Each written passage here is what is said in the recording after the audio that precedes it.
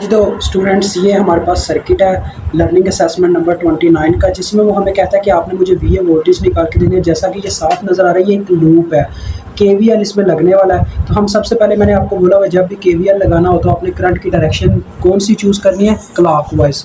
तो इसमें हम एक करंट को फ्लो करवा देते हैं आई के नाम से क्लॉकवाइज डायरेक्शन में। ये मैंने लूप की डायरेक्शन दे दी, ठीक है। अब देखो बच्चों, ये जो वी ए वोल्टेज है ना, ये इस वायर इतने मतलब इस वायर ने जितने वोल्टेज ऑब्जर्व किए हों उतने वी ए वोल्टेज है, वो ये कहना चाह रहा है। तो उसके लिए हम एक अलग से लूप लगा देंगे। उसके लिए ना सबसे पहले मुझे पता क्या है, आई की वैल्यू चाहिए और वी एक्स की वैल्यू चाहिए ताकि मैं वोल्टेज फाइंड आउट कर सकूँ, ठीक है। तो सबसे पहले हम क्या करेंगे जी, देखें आई की वैल्यू कैलकुलेट करना चाहेंगे। तो आई की वैल्यू कैलकुलेट करने के लिए मुझे पूरे लूप के ऊपर केवीएल लगाना होगा। और उससे पहले भी एक और स्टेप है कि इसके अंदर एक डिपेंडेंट सोर्स है। ये देखो, ये डायमंड शेप में बना हुआ है। तो ये जो डिपेंडेंट सोर्स है ये किस चीज़ पे डिपेंड कर रहा है, उसकी मुझे इक्वेशन बनानी होगी। ये देखो 2 टाइम्स ऑफ वी एक्स, ये वी एक्स की वैल्यू पे डिपेंड कर रहा है, तो मुझे वी एक्स की इक्वेशन बनानी होगी। तो देखो बच्चों, वी एक्स ये वोल्टेज है, यानी इस रजिस्टर के क्रॉस जितने वोल्टेज प्रोड्यूस होते हैं वो वी एक्स वोल्टेज हैं, ठीक है। तो लिहाजा हम यहाँ पे ओहम्स लॉ की मदद से वी एक्स वोल्टेज की इक्वेशन बना देंगे। तो ओहम्स लॉ के कहता है V is equal to I R होता है। तो इसमें इसकी रेजिस्टेंस कितनी है, 5K। तो 5K मल्टीप्लाई बाय करंट।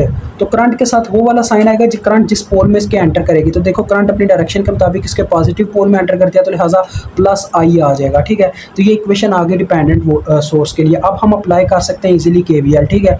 तो चलो आप केवीएल अप्लाई करते हैं सर्किट पे। अब आपने ऊपर ये बच्चों लिख लेना, apply KVL at the given loop, ये आप लिख लीजिएगा। तो यहाँ से हम चलना स्टार्ट करते हैं। तो देखो करंट अपनी डायरेक्शन के मुताबिक इसके नेगेटिव पोल में पहले एंटर करते हैं, तो ये आ जाएगा -12।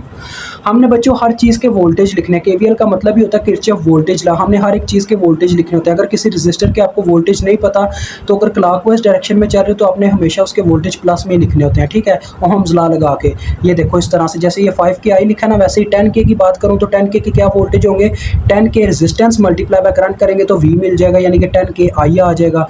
तो देखो जब हम आगे बढ़े तो करंट इस 10K रेजिस्टर में से गुजरी तो क्या आ जाएगा, प्लस 10K आई। क्योंकि क्लॉकवाइज चल रहे हैं तो रेजिस्टर के क्रॉस वोल्टेज हमेशा प्लस में लिखे जाएंगे। जब हम आगे बढ़ते हैं तो करंट इसके पॉजिटिव पोल में एंटर करते हैं, तो ये आ जाएगा +2 VX। मजीद आगे बढ़े तो करंट 5K किलो हम रेजिस्टर में से गुजरी, तो ये आ गया 5K आई वोल्टेज इसके आगे। आगे बढ़ते हैं तो करंट इसके पॉजिटिव पोल में एंटर करती है 36 वोल्ट के, तो ये आ गया +36। मजीद आगे गए तो देखो स्टूडेंट्स, ये VX को इग्नोर करना है। करंट गुजरी है इस 5 किलो हम रजिस्टर में से, तो ये आ जाएगा +5K आई, ठीक है। तो इज़ इक्वल टू 0, क्योंकि हमारा चक्कर मुकम्मल हो गया, हम वहीं पे वापस आ गए जहाँ से चलना स्टार्ट किया था। तो VX की जगह उसकी वैल्यू पुट कर देंगे। और ये देखो -12 जमा 36 कितना बन जाएगा, 36 में से 12 माइनस करें 24 आता है, तो 24 दूसरी जानब जाके -24 हो गया, ठीक है बच्चों, ये -24 हो गया। और इस साइड पे देखो 10 + 5 15, 15 + 5 20K आई आया हुआ है। और दूसरे नंबर पे है +2 VX की जगह आ गया 5K आई। तो ये देखो कितना बन जाएगा, 2 5 पर 10 होता है, यानी कि ये आ जाएगा 30K आई इधर ही रह गया, 30K दूसरी जानब जाके डिवाइड हो गया। तो यहाँ से आपको करंट की वैल्यू मिल जाएगी। ये चेक करते हैं कैलकुलेटर कितनी देता है, 24 डिवाइडेड बाय 30।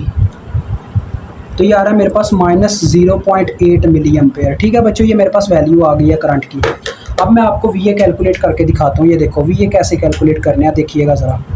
वो जो लूप है ना उसको मैं अलग से आपके लिए बनाने लगा हूँ।